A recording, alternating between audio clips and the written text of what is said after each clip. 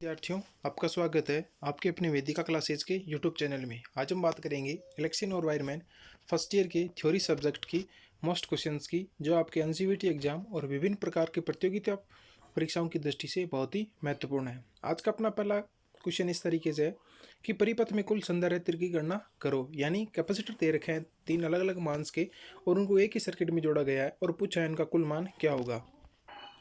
तो देखो, अपने पीछे वाले वीडियो में प्रतिरोध का संयोजन देखा था।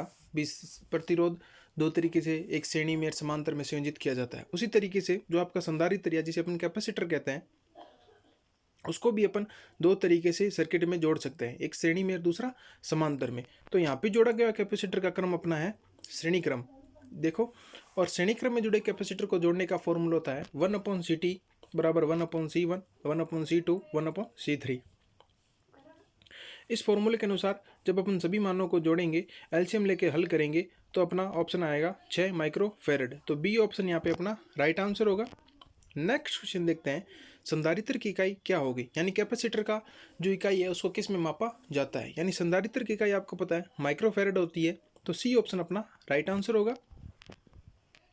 नेक्स्ट क्वेश्चन देखते हैं, एक संधारित्र का धारिता का मान क्या होगा यदि 35 वोल्ट के लिए 0.5 कूलम आवेश की आवश्यकता होती है। यानी धारिता का मान आपको ज्ञात करना है और जिसमें आपको 35 वोल्टेज के लिए 0.5 कूलम की आवश्यकता होगी। तो ये जो फॉर्मूला अपना C बराबर Q/V का जब अपन यूज करके आवेश ज्ञात करेंगे Q का मान, तो यहाँ पे अपना ए ऑप्शन राइट आंसर होगा 0.014 फेरेड। नेक्स्ट क्वेश्चन देखेंगे, संधारित्र के मान को कैसे काम किया जाता है। यानी जो कैपेसिटर होता है उसकी रेटिंग को अपन को कम करना है। यानी जैसे कोई भी कैपेसिटर है उसका मान ज़्यादा है, जबकि अपन को उसको एक कम मान में यूज करना चाहते हैं, तो अपन उसे कैसे करेंगे। ए क्षेत्रफल को बढ़ाकर, बी प्लेटों को प्रतिरोध को बढ़ाकर, सी प्लेटों के मध्य की दूरी को बढ़ाकर, डी उच्च परावैद्युतांक नियतांक पदार्थ का उपयोग कर। तो यहाँ पे अपना सी ऑप्शन राइट आंसर होगा। यानी जो संधारित्र के बीच में जो प्लेटें लगी होती है जो उनके मान को निर्धारण करती है, उन प्लेटों के मध्य की अगर अपन दूरी बढ़ा देंगे तो उस संधारित्र के मान को अपन कम कर सकते हैं। नेक्स्ट क्वेश्चन देखेंगे कि पराचुंबकीय पदार्थ कौन सा होगा। ए वायु, बी इस्पात, सी जल या डी प्लेटिनम। तो यहाँ पे सी ऑप्शन अपना राइट आंसर होगा वाटर या जल। नेक्स्ट क्वेश्चन देखेंगे कि कौन सा विद्युतीय चुंबकीय ध्रुवता को प्रभावित करता है। ए कुंडली की लंबाई, बी धारा की दिशा, सी धारा की शक्ति, डी चुंबकीय क्षेत्र की शक्ति। यानी कौन सा कारक जो विद्युत चुंबक की ध्रुवता को प्रभावित करेगा, तो बी ऑप्शन अपने राइट आंसर होगा। धारा की दिशा चुंबकीय ध्रुवता को प्रभावित करती है। नेक्स्ट क्वेश्चन देखेंगे, चुंबकीय भाग बल की इकाई क्या होगी। चुंबकीय भाग बल की इकाई याद करनी है, तो सी ऑप्शन अपना राइट आंसर होगा एम्पियर टर्न्स। नेक्स्ट क्वेश्चन देखते हैं, यदि 3 प्रेरकत्व L1, L2, L3 श्रृंखला में जुड़े हैं तो कुल प्रेरकत्व क्या होगा। जैसे अपन ने प्रतिरोध को जोड़ा था, कैपेसिटर को जोड़ा था, अब अपन एक जो प्रेरकत्व होता है L, उसको भी अपन अगर श्रेणी व समांतर में जोड़ते हैं तो उनको ज्ञात करने का फॉर्मूला क्या होगा टोटल। तो यहाँ पे श्रृंखला में जुड़े हैं, श्रृंखला का मतलब यहाँ पे होगा अपना सीरीज के अंदर जोड़े गए हैं, तो सीरीज के अंदर जोड़े गए जो प्रेरकत्व है उनको कुल ज्ञात करने का फॉर्मूला होगा LT बराबर L1 plus L2 plus L3। यानी प्रतिरोध के समान ही होगा। तो यहाँ पे बी ऑप्शन अपना राइट आंसर होगा। नेक्स्ट क्वेश्चन देखते हैं, परमिएंट की इकाई क्या होगी। परमिएंट्स, ठीक है, दिए गए ऑप्शन में से अपना बी ऑप्शन राइट आंसर होगा वेबर बटा एम्पियर टर्न्स। बी ऑप्शन अपना राइट आंसर होगा, परमिएंट्स की इकाई weber ampere turns. Next question देखेंगे, परिनालिका कुंडली में चुंबकीय क्षेत्र की दिशा खोजने के लिए कौन सा नियम लागू होता है। यानी जो परिनालिका कुंडली में चुंबकीय मैग्नेटिक फ्लूइड को आपको ज्ञात करना है, तो आप कौन सा फॉर्मूला यूज करेंगे। तो ए क्रुक का नियम, क्रॉक स्क्रू का नियम, बी दाईं हथेली का नियम, सी फ्लेमिंग के बाएं हाथ का नियम, डी फ्लेमिंग के दाएं हाथ का नियम। तो यहाँ पे बी ऑप्शन अपना राइट आंसर होगा कि दाएं हाथ की हथेली का नियम का प्रयोग करके अपन परिनालिका कुंडली में चुंबकीय क्षेत्र ज्ञात करने की दिशा चुंबकीय क्षेत्र को खोज सकते हैं। तो बी ऑप्शन अपना राइट आंसर होगा।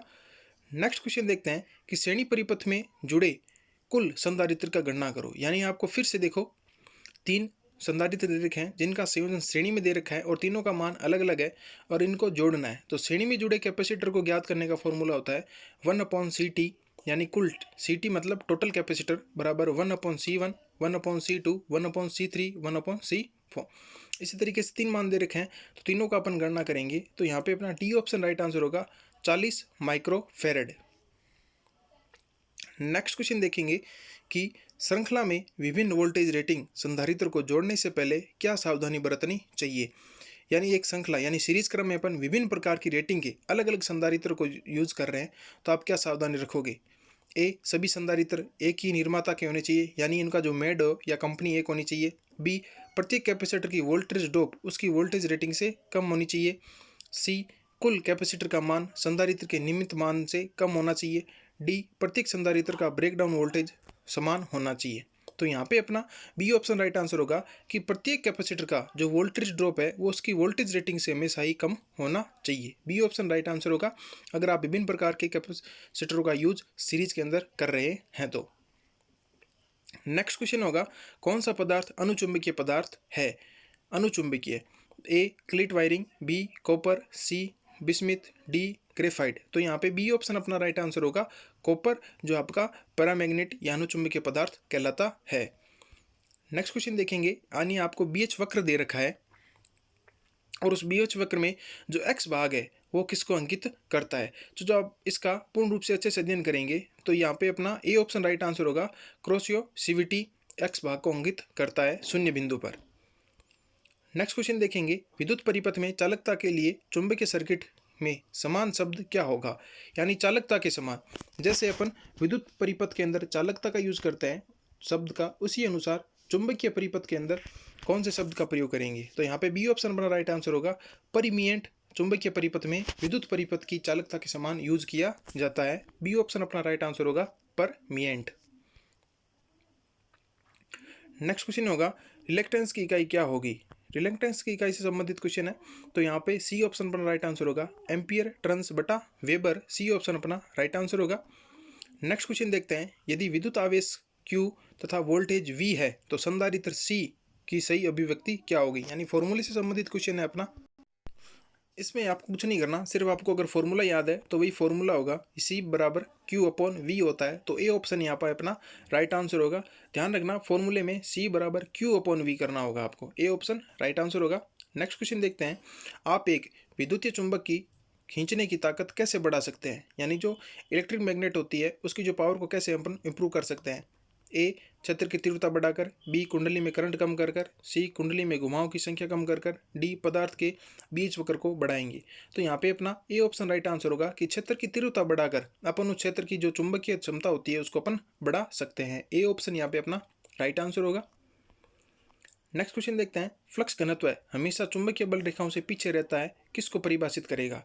यानी जो वह प्रक्रिया जिसके अंदर फ्लक्स घनत्व हमेशा ही चुंबकीय बल रेखाओं से पीछे रहेगा वो होगा। तो यहाँ पे अपना ए ऑप्शन राइट आंसर होगा हिस्टेरिस जो लूप बनता है उसके अंदर हमेशा ही फ्लक्स घनत्व चुंबकीय बल से पीछे रहता है। नेक्स्ट क्वेश्चन देखते हैं, चुंबकीय क्षेत्र में रखी गई आपस की धातु पर क्या प्रभाव पड़ेगा। यानी अगर कोई चुंबकीय क्षेत्र के मध्य कोई वस्तु आएगी तो उस पर कौन सा इफेक्ट होगा। ए, हिस्टेरिसिस, बी, त्वचा प्रभाव, डी, एडी करंट, डी, आपका परावैद्युत तनाव। तो यहाँ पे सी ऑप्शन अपना राइट आंसर होगा भंवर धारा प्रभाव या एडी करंट इफेक्ट पड़ता है चुंबकीय क्षेत्र में रखी वस्तुओं के ऊपर। ये थे आज के अपने कुछ महत्वपूर्ण क्वेश्चंस जो आपके विभिन्न प्रकार की प्रतियोगिता परीक्षाओं एवं एनसीवीटी एग्जाम की दृष्टि से बहुत ही महत्वपूर्ण है। अगर आपको वीडियो अच्छा लगे तो लाइक शेयर जरूर करें। अगर आप चैनल पर नए हैं तो चैनल को सब्सक्राइब करना ना भूलें। धन्यवाद।